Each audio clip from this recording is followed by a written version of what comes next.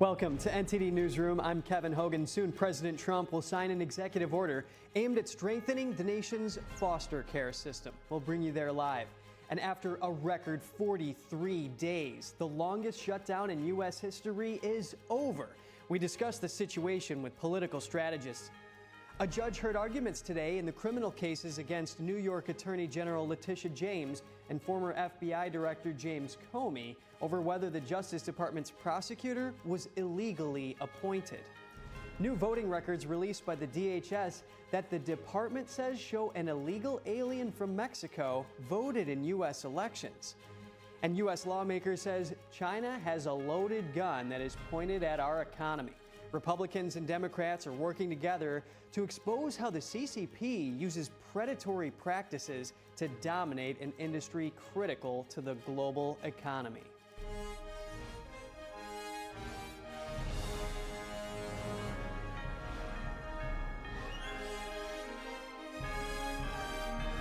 This is NTD Newsroom, live from our global headquarters in New York City.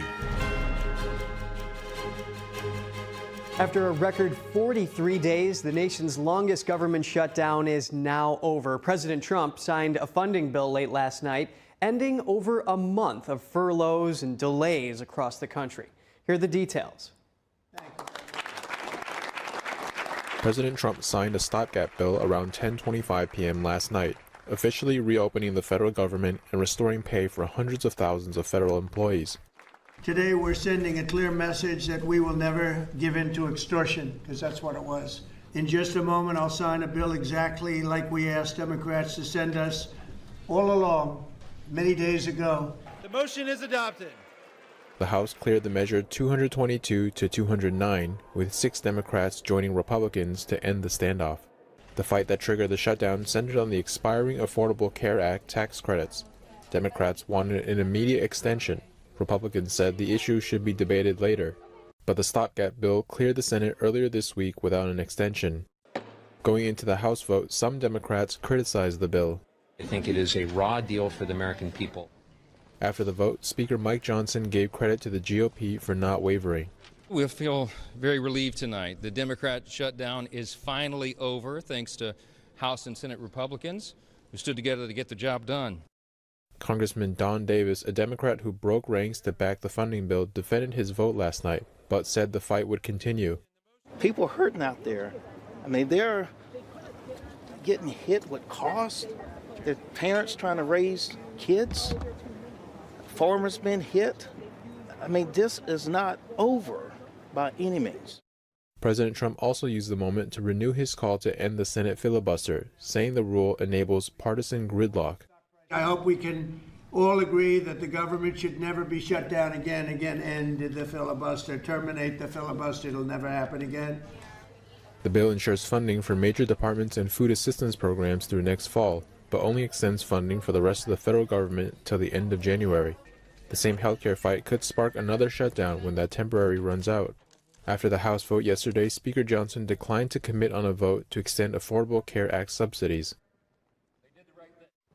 During an interview with CNN this morning, Agriculture Secretary Brooke Rollins said most people will receive their SNAP benefits by this weekend.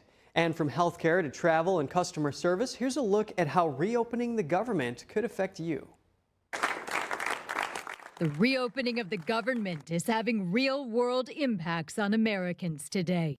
More services are becoming available again with the return of furloughed federal employees. They're set to get back pay, and some experts predict an economic rebound. Even though it gets made up in the measured GDP data, the real human impact is never fully recovered. For people on Obamacare, the reopening could mean their health insurance costs will more than double. Democrats vow to keep fighting. Either Republicans finally decide to extend the Affordable Care Act tax credits this year, or the American people will throw Republicans out of their jobs next year.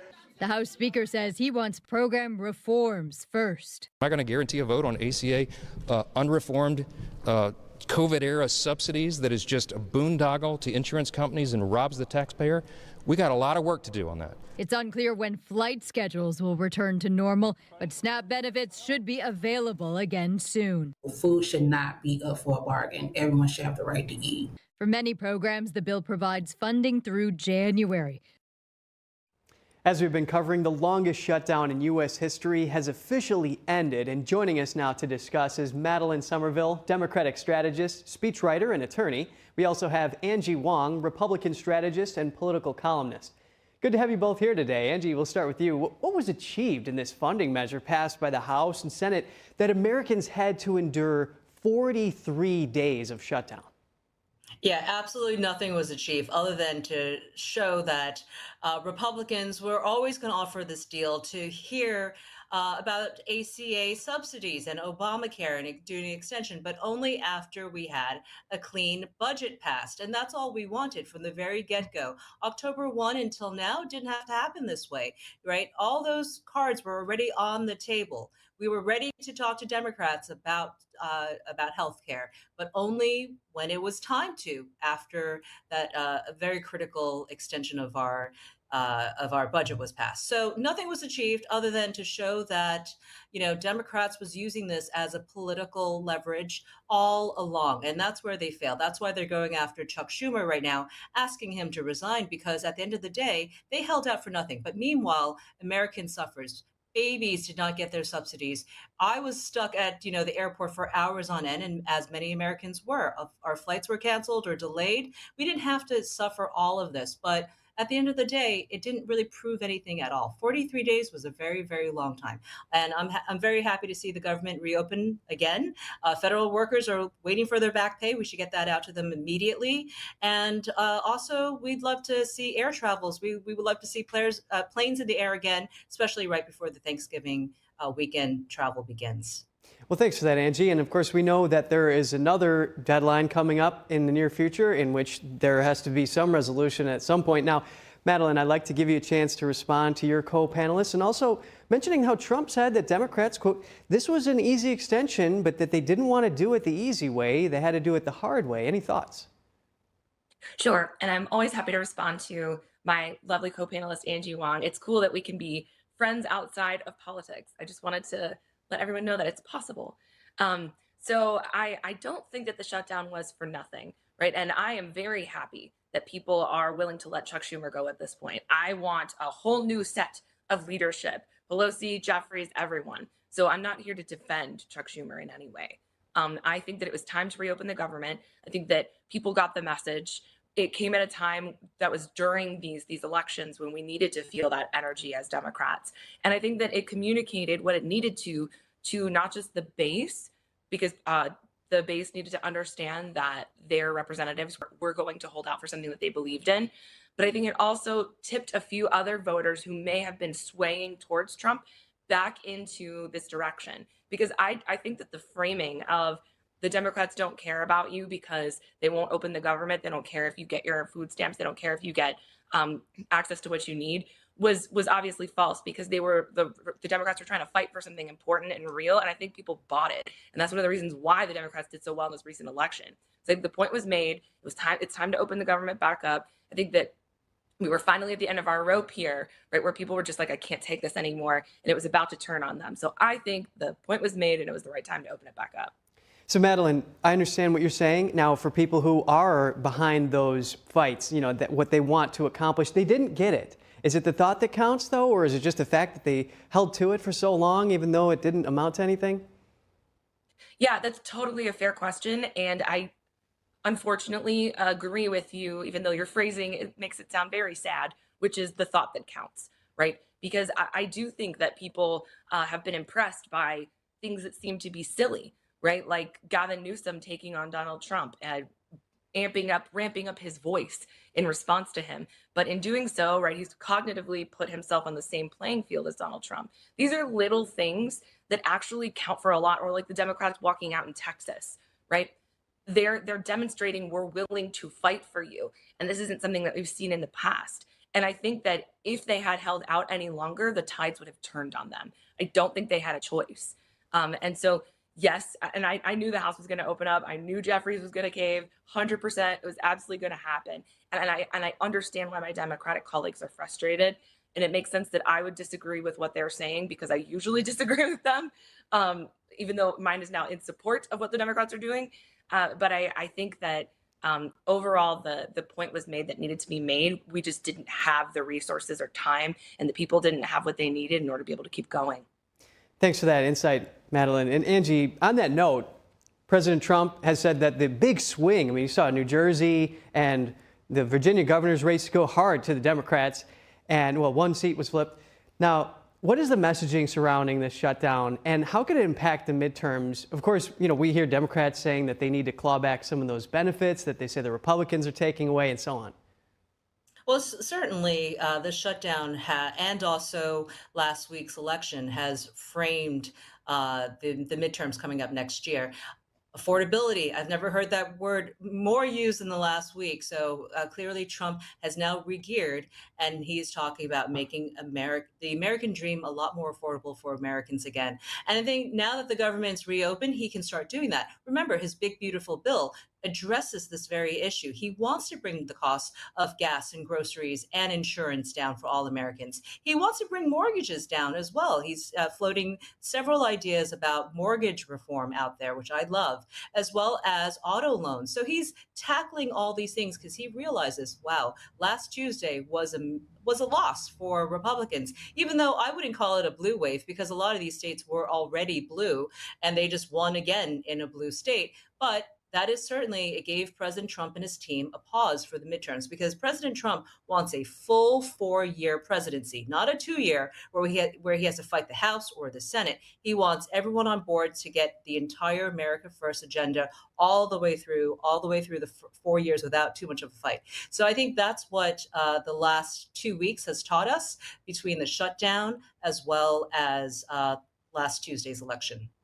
And Angie, thanks for helping our viewers understand any pivots that may be happening in Trump's agenda. I mean, we know the MAGA agenda was centered on affordable gas prices, you know, unleashing American energy. So, but there may be some tweaks that you're alluding to. Madeline, how do you respond to what your co-panelist is saying? Yeah, I tend to think that actually President Trump's intentions are different than those of the people behind him. I think that there's a lot of evidence to indicate that President Trump does want all of these prices to go down. I think he wants to give the people what they want, to put it plainly. That's been reflected in reproductive rights, his decisions on that. It's been reflected in a lot of his policies where he looks at the polls, he talks to people, and he says, this is what people want. However, right, I think that his attempts to do so are going to fall on deaf ears, especially because he's making things up right now. It's so silly for him to say things like, what do you mean affordability? Like things are the best that they've ever been under Trump. He's very reluctant to use that word affordability because he knows that that's working for the Democrats. And he's willing to make things up about what the truth is in terms of the economy so that he can reinforce the position that Trump is the best and he's always been the best and always will be the best. But the American people are not buying it if you look at the polls. So I do agree. I think that it might be his intentions, but he's not going to get his way by lying to people about it. Madeline, affordability is certainly a major aspect to all of this. I mean, you have cumulative inflation hitting Americans with 20% more of these prices. So, I mean, it adds up, definitely. Now, we may have some feed coming in, so I just want to let you all know that we may be cutting to that in a moment. But Angie, if we still have a moment, with funding only extended to January, what do you think will happen this time? Is there another shutdown possible that we've been talking about? Yeah, I mean, January 30th is just around the corner, and there could be another shutdown if we don't get this right. We have between now and remember, and we also have a major break in the middle of that for the holidays as well. So Congress will be out of session for a lot of those dates. I have no doubt that given what we just went through, Americans cannot face another shutdown, certainly not for 40 plus days. We can't keep doing this round and round. It is the definition of insanity if we do. I do hope that our houses, our lawmakers can get it together and actually pass something for real this time.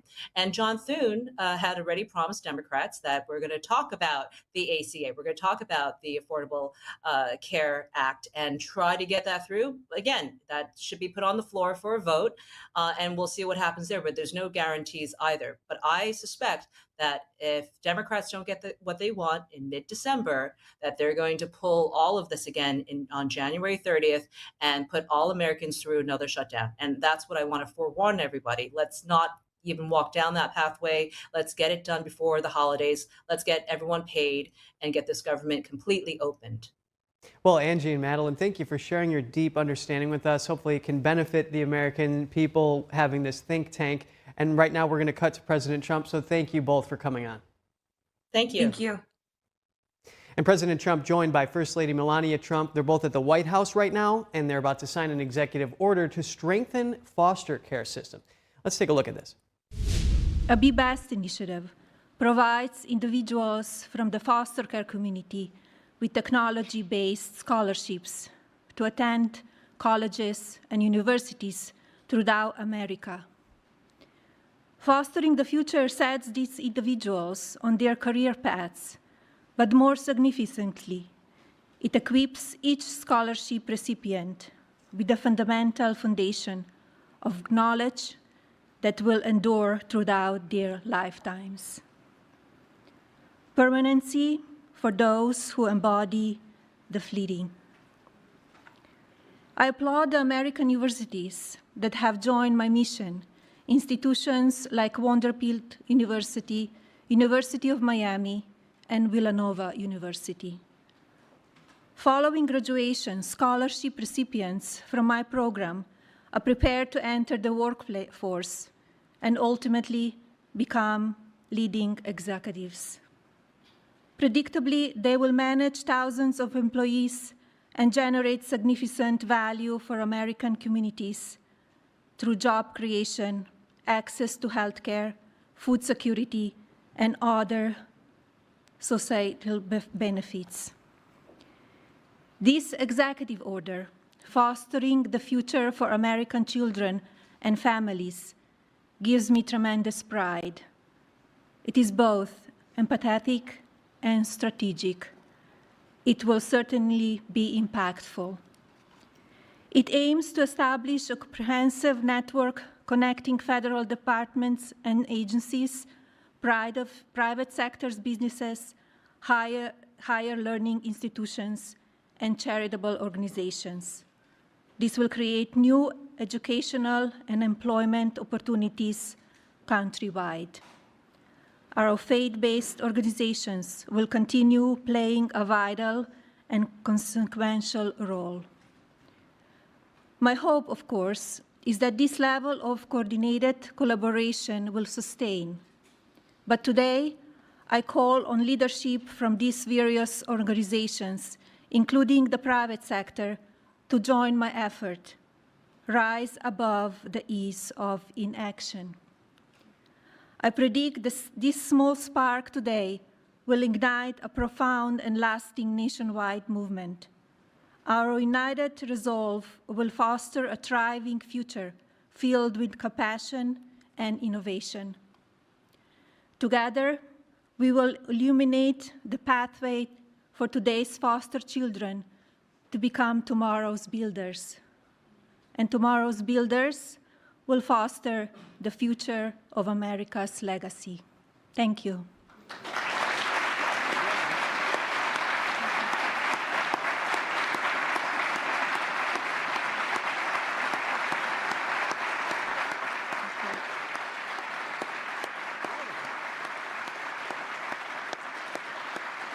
It is my pleasure to introduce my husband, the President of the United States, Donald J. Trump.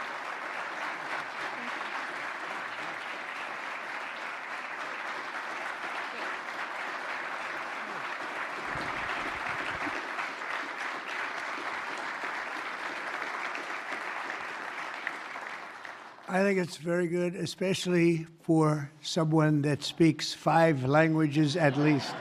I think that's pretty amazing. I couldn't do it. I couldn't do it. Yes, well, thank you, Melania. And our country is truly blessed to have this magnificent and very caring First Lady. They love her. Every time I get up and make a speech, they say, "We want our First Lady." I said, "What the hell? I'm not good enough? I'm not." But thank you very much. Great job, and it's great the work you do in so many ways. This afternoon, I'm delighted to sign a historic executive order building on the Fostering the Future initiative to make America's foster care system better, fairer, and more effective than ever before. And it's been effective, but it's moving in a very strong direction. All of this has been made possible by Melania's incredible devotion to America's youth. Spends a lot of time on it and loves it, and along with our great Usha, you spend so much time, and what a combination. First Lady, Second Lady, what a combination. Thank you. They do a great job, the two of them. They're amazing women. I want to thank Vice President J.D. Vance and Usha. Thank you very much. Vice President, stand up, Vice President. And he did a big thing today. He's going to be on television tonight with the legendary Sean Hannity, so everybody has to watch. I'm sure CNN loves this advertisement, but he will be. I heard it was a great interview. And Secretary Scott Bessent. Scott, thank you very much. An extremely non-controversial Secretary, Robert F. Kennedy Jr. But he's right. And Scott Turner, thank you very much. Doing a great job at HUD. And thanks as well to Senator John Husted and Representatives Jason Smith, Darren LaHood, Zach Nunn, and David Schweikert. Thank you all for being here. Thank you, fellas. Great group. We're also joined by countless distinguished leaders in the child welfare advocacy ministry and charitable foundations, as well as so many wonderful young people who have experienced foster care and used their voices to champion needed reforms. And I want to thank everybody for being here. It's an amazing day at the White House. Thank you very much.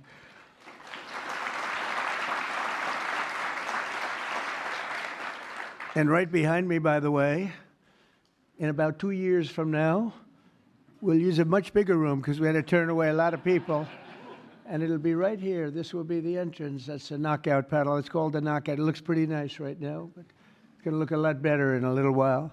And we're going to go from this room into a room that seats a few more people, and it's going to be beautiful. But I just noticed I happen to be standing here, Peter, and I thought I might as well get you a shot right now. A nice, beautiful shot at the future entrance to something that's really become very popular, the ballroom. They've wanted it for 150 years, and they're getting it, and they're getting the best. It'll be the best anywhere in the world.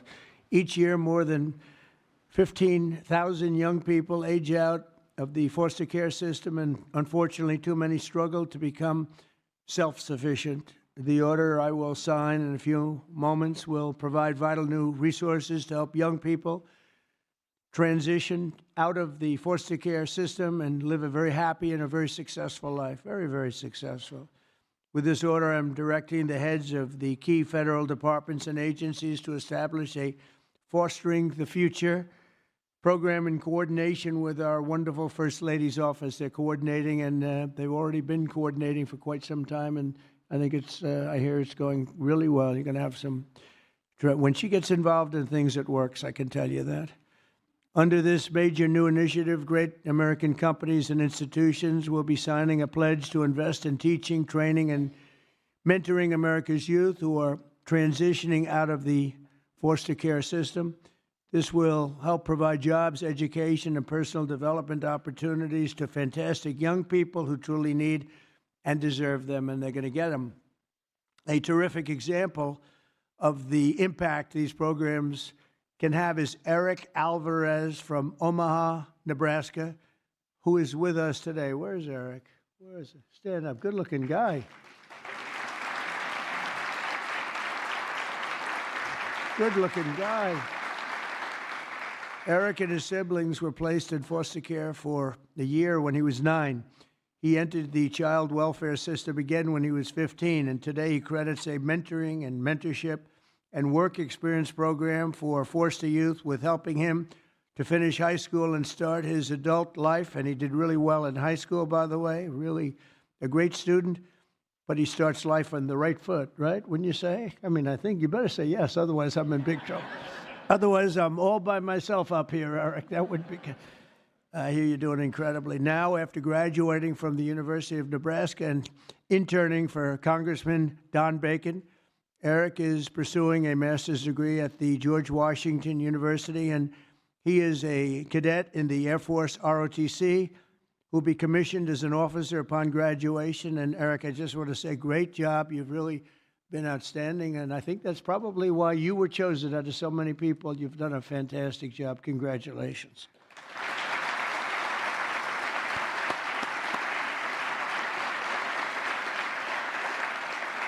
The new initiative we're establishing will also create an opportunity for foster youth to take full responsibility of the federal tax credit scholarship program established by the One Big Beautiful Bill. So many things, tax cuts and regulation cuts, so many things. The biggest ever passed in the history of our country. I call it the Great Big Beautiful Bill. I changed the name a little bit to make it even more sublime. But it is, there's so many things in there for everybody. We had a choice. We could have done it in 9 different bills or try for the one, and everybody said, no, let's do it in 9. It'll be easier. Actually, it wouldn't have gotten done. And JD and I and Scott and all of us got together, and we said, let's give it a shot, and we got it passed. And it was an amazing thing, but it's going to help a lot of people. There's never been anything like it. As in one bill, there's never been anything close. And when you see what's going on with the Democrats, we're lucky we got it passed because we don't have to do anything. All we have to do is implement it now, and we'll be implementing it all over the place. If you think about it, no tax on tips, right? No tax on Social Security, all of the different things, no tax on overtime. You get deductions if you buy a car. You take an interest rate deduction, an interest deduction against your income tax. It's never happened. Nothing like this has really ever been approved to this extent. And so it is one great, big, beautiful bill. But using the tax credit will expand occupational training, education, and financial literacy programs for the foster youth and make it possible for more of them to attend the school of their choice. Choice is a great word for a lot of reasons, but it's a great thing with education.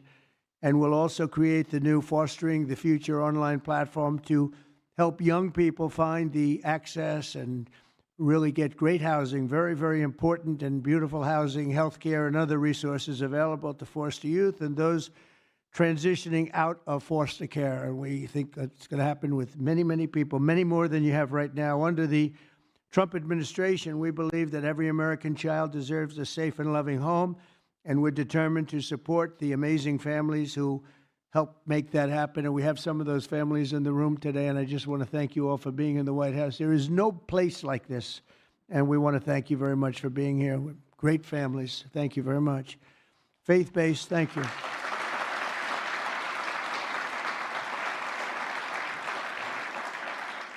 Faith-based nonprofits are the nation's most trusted institutions, interacting with the foster care system and practicing Christians and more. Think of this, more than twice as likely foster care. They'll adopt the general population. They adopt to it so easily. When they get out, they adopt to it just like it's just becomes second nature. It's amazing. Yet radical left policies in states nationwide make it much harder, not easier, for those families to open up their homes. But we're working on that. We're dealing with the radical left. It's not easy, but we're winning, and we're winning big. That's why with the order that we're doing today, we're taking the ridiculous woke policies that discriminate against Christians and families of faith. As president, I will always stand by us. We will stand by our country, and we will stand for religious liberty. So important. We stand for religious liberty. The Bible tells us, thank you. Thank you. The Bible tells us that one of the measures of any society is how it cares for vulnerable children and orphans. So important, and it's so big in the Bible. So as we make America great again, we are going to protect American children in foster care, and we're going to ensure that they will never, ever be forgotten. These children will never be forgotten, and they're going to grow up to be unbelievable, strong, smart, wealthy, productive citizens. So once more, I want to thank Melania for the great job she does, not here only just as First Lady. She's a great First Lady. And I want to thank you very much, honey, and the foster families and leaders here today. You're very special people. and we're going to work together, and we're going to have some absolutely incredible results. Thank you all for being here. Thank you very much. Thank you.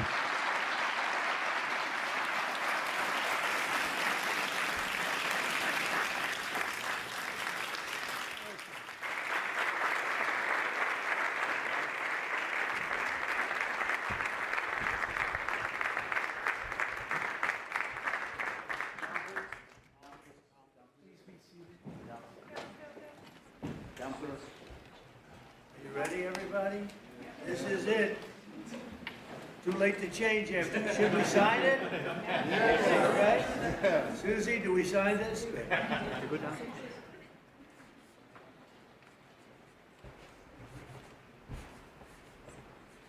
the First Lady to sign this. Okay.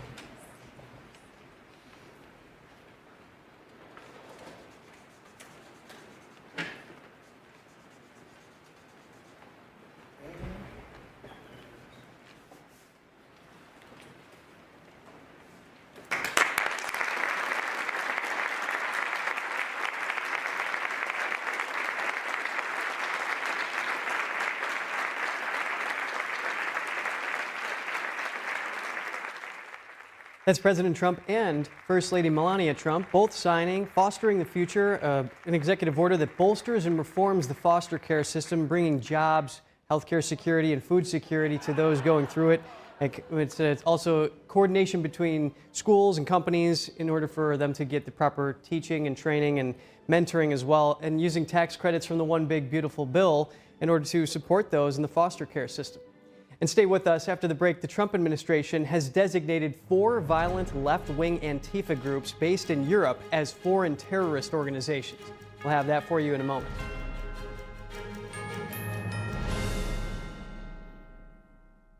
Picture this, the heart of Manhattan, full of energy, movement, and life. Now imagine bringing that same vitality into your home with trusted health insights for your body, mind, and soul. Every week, Vital Signs dives into health issues that matter the most.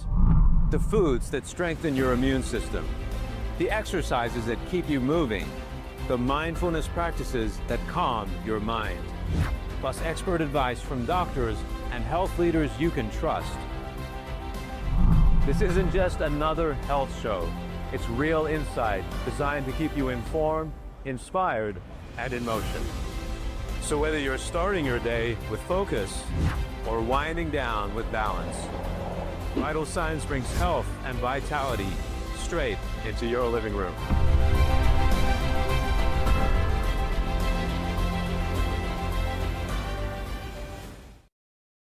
Don't wait. Call now to find out about our Medicare plan. Why do we have to sit through so many Medicare commercials this time of year? It's endless. Good question, Edith. I'm glad you asked. We see so many commercials this time of year because it's the only time, other than special circumstances, when Medicare recipients can change their plan for Part C. Original Medicare only covers Parts A and B, but a Medicare Advantage plan has additional benefits that Original Medicare doesn't offer. So now's the time to fill those spaces? That's right, Archie. And every year, there are changes to what benefits you may receive from your Part C plan. Call right now to find out what plan best suits your needs. It's easy, easy, don't delay. Pick up the phone and call today. Call now for your free Medicare review. 1-833-469-1754. 1-833-469-1754. You may now return to your regularly scheduled programming. Is deep sea fish oil really healthy? Due to pollution in the oceans, most fish contain heavy metal elements and radioactive substances. That's why it's so important to choose a pure source of omega-3. Puritan green vegetable omega-3 is made from purslane and perilla seeds, which are rich in nutrients and minerals. It effectively improves brain power and is beneficial to the heart's health. Puritan green vegetable omega-3. Eat 2 a day and you'll feel brand new. Hi, I'm Ryan Blaney, a third-generation race car driver, and we dedicate a lot of our time to going as fast as possible. But when my grandpa was diagnosed with Alzheimer's, it was a very unexpected bump in the road for us. It's important to notice if older family members are acting differently, experiencing problems with their memory, or having trouble with routine tasks.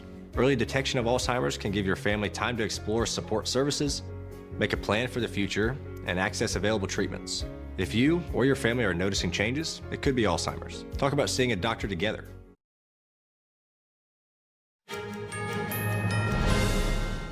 Welcome back. Former FBI Director James Comey and New York Attorney General Letitia James asked a South Carolina judge to disqualify the interim U.S. attorney who brought the criminal cases against them. The judge seems to have doubts about the attorney's appointment. Judge Cameron Curry, who's based in South Carolina, presided over the proceeding held in Virginia to avoid any conflicts for the Virginia judges.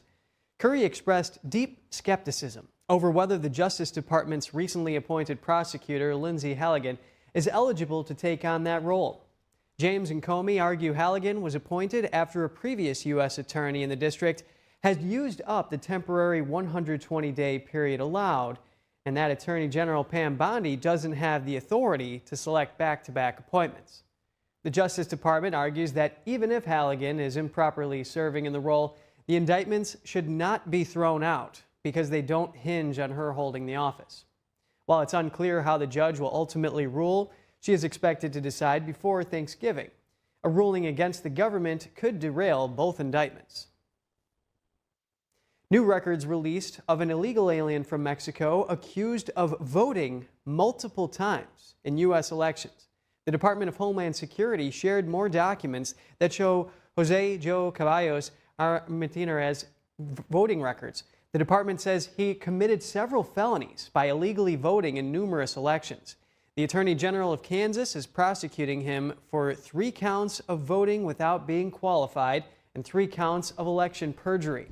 In its release, the DHS noted that states have access to the Systematic Alien Verification for Entitlements, or SAVE program, to ensure only Americans vote in American elections. And Homeland Security and the state of Florida announced a major enforcement surge across the Sunshine State. In total, authorities arrested more than 230 criminal illegal immigrants, including 150 sexual predators. Governor Ron DeSantis commented today. Some of these guys had committed offenses against children, sexual predators. These were people that under the Biden administration, they were allowed to just roam with no threat of serious deportation. The times have changed. We have tremendous momentum in the state of Florida because of our leadership on being the #1 state to support the Trump administration's policies to take illegal aliens who are in our country, remove them, and send them back to their home country. The effort was called Operation Criminal Return, also nicknamed Operation Dirtbag. The operation was conducted between state and local law enforcement authorities. Homeland Security Secretary Kristi Noem says she calls this Operation Dirtbag because these individuals were not just sex offenders, they targeted children. Some of the charges include sexual assault, battery, and attempted homicide. A former top aide to California Governor Gavin Newsom has been indicted on 23 federal charges tied to a political corruption and money laundering scheme. Prosecutors say Newsom's former chief of staff, Dana Williamson, and several co-conspirators helped divert $225,000 from a dormant campaign account belonging to former Health Secretary Javier Becerra. That money allegedly ended up in an associate's personal account. The indictment also accuses Williamson of falsifying business records and tax filings, claiming personal luxury purchases and private jet flights as business expenses. Williamson yesterday pleaded not guilty in federal court in Sacramento. She was released under conditions including surrendering her passport and avoiding contact with co-conspirators. Governor Newsom's office said Williamson no longer works for his administration and emphasized that all public servants must uphold the highest standards of integrity. If convicted, Williamson faces up to 20 years in prison for each count of bank and wire fraud, along with additional penalties for obstruction and false statements. More than 1,000 Starbucks workers are on strike today, timing their walkout with the company's busy Red Cup Day. The union-led strike affects about 65 stores in 45 cities, including New York, Seattle, and Dallas. Organizers say they're protesting stalled contract talks and demanding higher pay, better hours, and improved staffing. They also accuse Starbucks of retaliating against pro-union employees. The company says the vast majority of its 10,000 U.S. stores remain open and insists it offers an industry-leading pay and benefits package averaging $30 an hour. The company's benefits include up to 18 weeks of paid family leave and 100% tuition coverage for a 4-year college degree. The union says the strike is open-ended and could expand if no deal is reached, while the company maintains it's ready to return to the bargaining table. Toyota has officially opened its $14 billion lithium-ion battery plant in Liberty, North Carolina. Construction on the plant began in 2021, and it's now ready to start production. The 7 million square foot facility sits on 1,800 acres in rural Randolph County and will eventually employ more than 5,000 workers. It's Toyota's first battery production facility outside Japan. It will produce batteries for hybrid and all-electric vehicles, including the Camry, Corolla, and RAV4, as well as a new 3-row SUV. Toyota says it will invest another $10 billion over the next 5 years to expand U.S. manufacturing. Governor Josh Stein hailed the project as the largest corporate investment in the state's history. iPhone users now have a new way to present identification at U.S. airports. Digital ID and Apple Wallet is now being tested at TSA checkpoints at more than 250 airports in the U.S. Apple says you create the ID using your valid U.S. passport. It works even if you do not have a real ID-compliant driver's license or state ID. The launch follows the capability for users to add an eligible driver's license and state ID to Apple Wallet. Digital ID does not replace a physical passport. It cannot be used for international travel and border crossings. Up ahead, a U.S. lawmaker says China has a loaded gun that is pointed at our economy. Republicans and Democrats are working together to expose how the CCP uses predatory practices to dominate an industry critical to the global economy. Stay with us for that.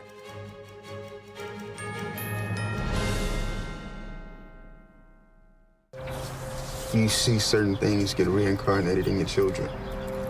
My daughter is very much inspired by my wife's artistic pursuits. So my daughter started making necklaces. She makes what we call affirmation fashion. I tell her every day that your black is beautiful. Your black is beautiful.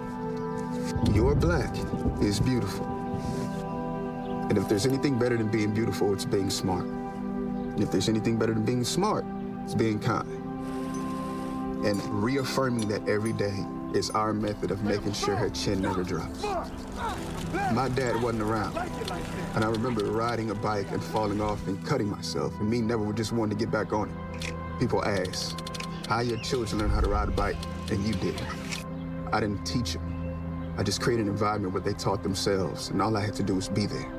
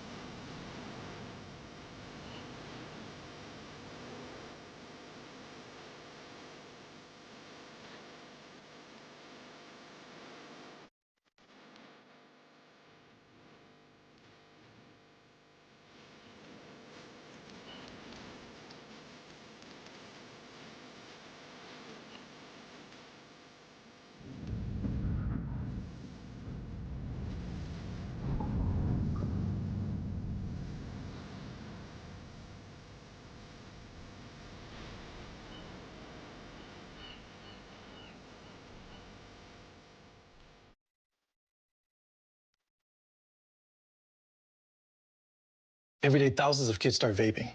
And I can't let this happen to my kid. Of course, it's awkward to talk to your kids about the dangers of vaping. Hey, bestie, how sketch is ready? It's hard to get their attention. Ready? Go. Yes, look at that. You didn't even turn yours over. So if you want to talk to your kids about the dangers of vaping, you have to get it trending. Right, Backpack Kid?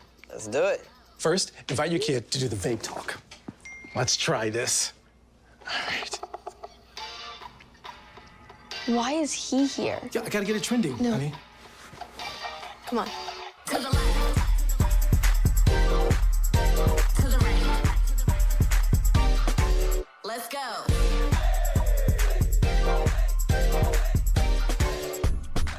Oh, honey, can we talk?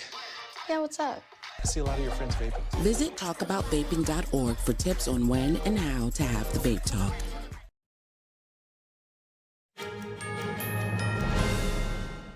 Hi, thanks for staying with us. In a significant development today, the U.S. State Department has designated 4 Antifa-linked groups as foreign terrorist organizations. The department says the groups have, quote, waged terror campaigns in the United States and Europe, conspiring to undermine the foundations of Western civilization through their brutal attacks. Here are the 4 groups. Germany's Antifa Ost, known for hammer attacks on civilians. Italy's International Revolutionary Front, who sent bombs to politicians, embassies, and civilians, causing injuries. Greece's Armed Proletarian Justice, which pledges war on cops and state. And another group in Greece called Revolutionary Class Self-Defense. A Pennsylvania senator is recovering in the hospital after a fall near his home. A spokesperson shared on X that Senator John Fetterman felt lightheaded on a morning walk and fell on his face, suffering minor injuries. It was determined that this was due to a ventricular fibrillation flare-up, which is a type of irregular heartbeat. The Democrat had a stroke during his campaign for Senate in 2022 and was also hospitalized the following year for feeling lightheaded. The spokesperson said Fetterman is well and opted to stay in the hospital so doctors could fine-tune his medications. Fetterman had this to say, quote, "If you thought my face looked bad before, wait until you see it now." And Secretary of State Marco Rubio refuted media reports claiming that the UK stopped sharing intelligence on drug trafficking vessels because of concerns over U.S. airstrikes in the Caribbean region. Rubio said that no recent changes have undermined federal operations. Here's more. Secretary of State Marco Rubio on Wednesday rejected complaints from some allies over the legality of U.S. strikes in the Caribbean. Rubio was at a G7 foreign ministers meeting in Canada, where talks focused on the wars in Ukraine and Gaza. But some of the countries present have raised concerns about U.S. attacks on vessels, which the Trump administration says are carrying drugs. France's foreign minister said Tuesday the strikes, quote, violate international law and are a worry for nearby French territories. The U.S. military has hit at least 19 suspected drug boats in the Caribbean and off Latin America's Pacific coast, killing at least 76 people. However, before leaving Canada, Rubio told reporters no one mentioned the strikes to him at the meeting. He defended targeting what he called narco-terrorists, saying drugs moved from Venezuela to Europe and the U.S. should be thanked. He added that Europe doesn't get to decide how Washington defends its national security.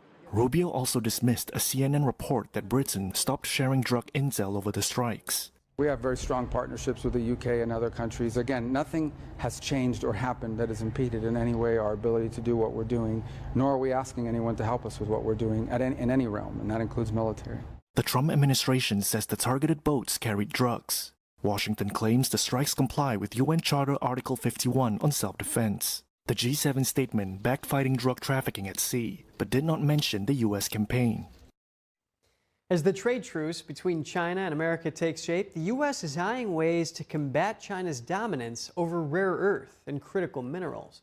It's an issue that some describe as America's single greatest vulnerability. NTD's Melina Weiskup reports. The bipartisan House Select Committee on the Chinese Communist Party is exposing an issue that's cost Americans jobs, businesses, and jeopardized our national security. Investigators released a new report this week. A key point is that China rose to dominance in the critical mineral arena not through fair competition, but through predatory practices. The CCP's goal is to deal a blow to Western economies. In the words of China Committee Chairman John Molinar, China has a loaded gun that is pointed at our economy, and we must act quickly. America relies on China for over 80% of its rare earths, which are needed to make products we use every day, from electronics to medical equipment to military and defense gear, you name it. This is a dependence by design that's been in the making for more than 3 decades. The PRC developed this control over decades of careful planning and execution. In 1992, then Chinese leader Deng Xiaoping famously said, "The Middle East has oil, China has rare earths." China has long subsidized its own production and lured Western companies into collaboration only to then cheat by selling products below market value. This put Western companies out of business. Though the impacts of this have become more evident during the U.S.-China trade war, officials have long known that this problem exists, some even describing it as our single greatest vulnerability. We have known that China is able and willing to weaponize its chokehold on critical minerals against adversaries like the United States. Despite knowing these dangers, the U.S. is no closer to achieving critical mineral independence than we were 15 years ago. To combat this, the Trump administration is preparing to appoint a critical minerals czar. The committee is also suggesting to create a strategic resource reserve that would be similar to the national oil reserves. Lawmakers are also eyeing critical minerals tax credits to try to boost more domestic production.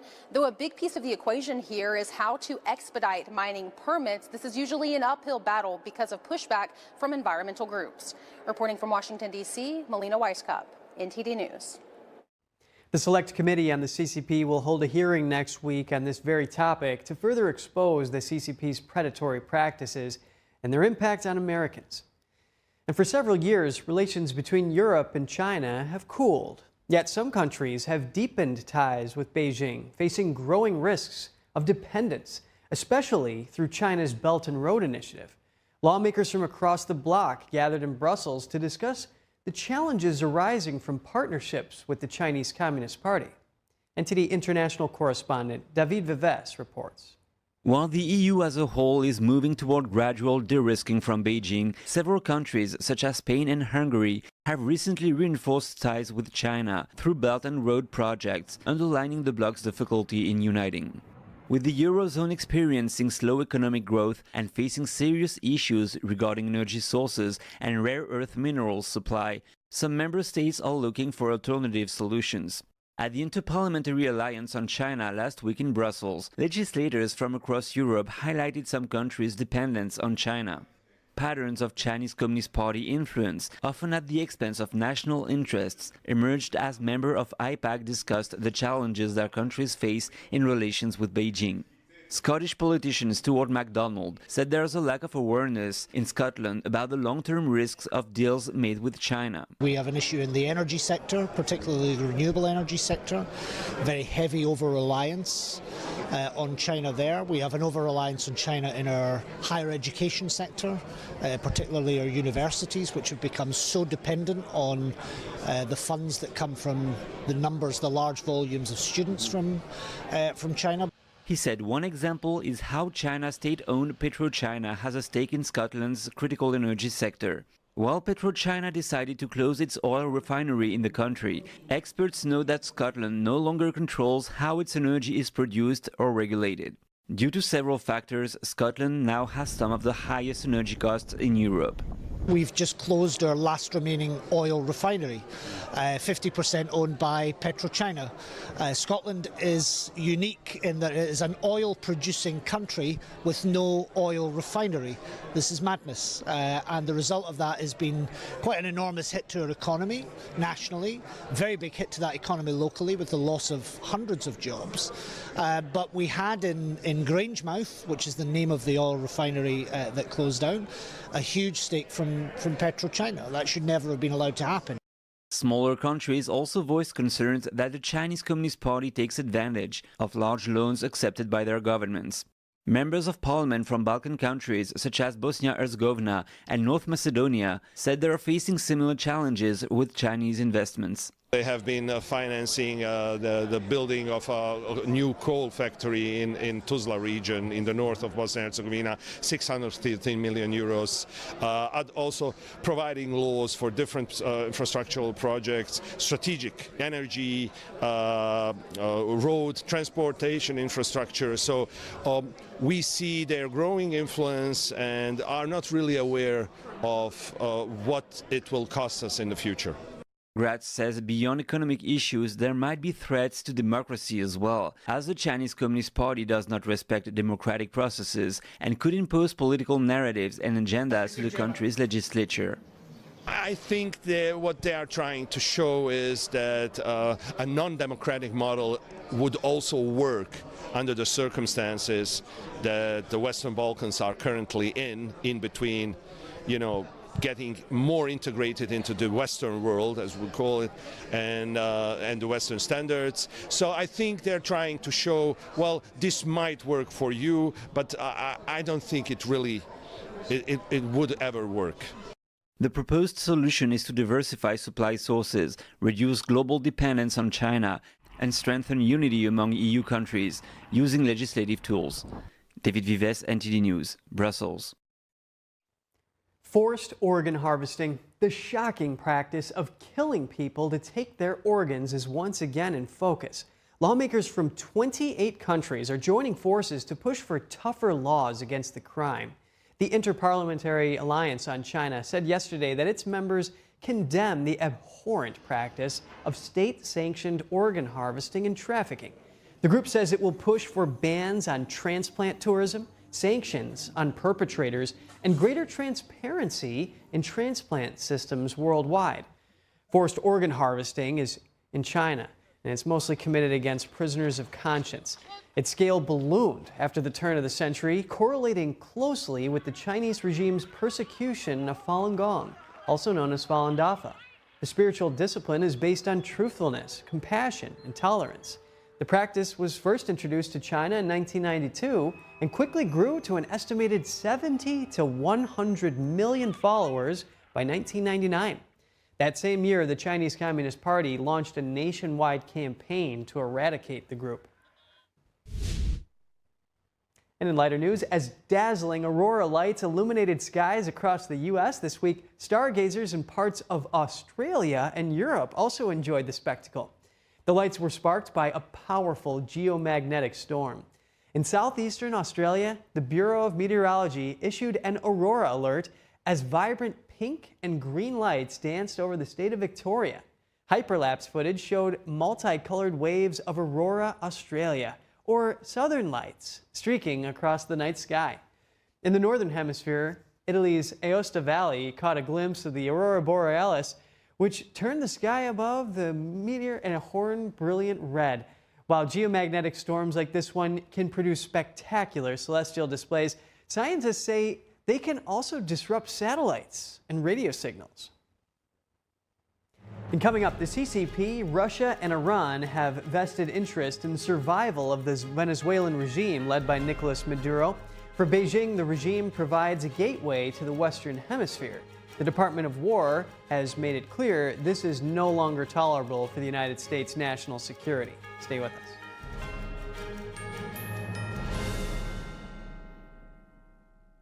I trod on my glasses yesterday, and I had to pay up front for a new pair that I can't even pick up for another 10 days. So I looked for another way, and I found Select Specs.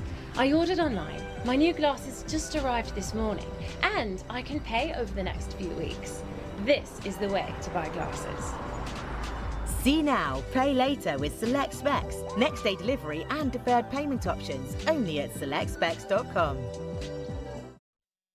Picture this, the heart of Manhattan, full of energy, movement, and life. Now imagine bringing that same vitality into your home with trusted health insights for your body, mind, and soul. Every week, Vital Signs dives into health issues that matter the most.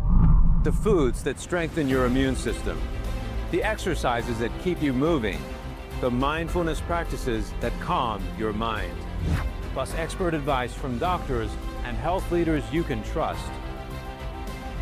This isn't just another health show. It's real insight designed to keep you informed, inspired, and in motion. So whether you're starting your day with focus or winding down with balance, Vital Signs brings health and vitality straight into your living room.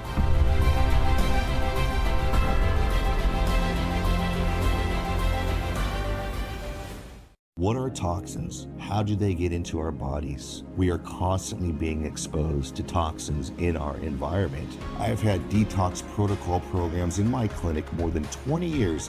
helping countless people. MixFix is a custom formulated, full-spectrum organic detox product to achieve better health and overall function. Detoxifying your body 3 to 4 times per year may be the single most important thing you can do. Just scan the QR code and detox your body today. Don't wait. Call now to find out about our Medicare plan. Why do we have to sit through so many Medicare commercials this time of year?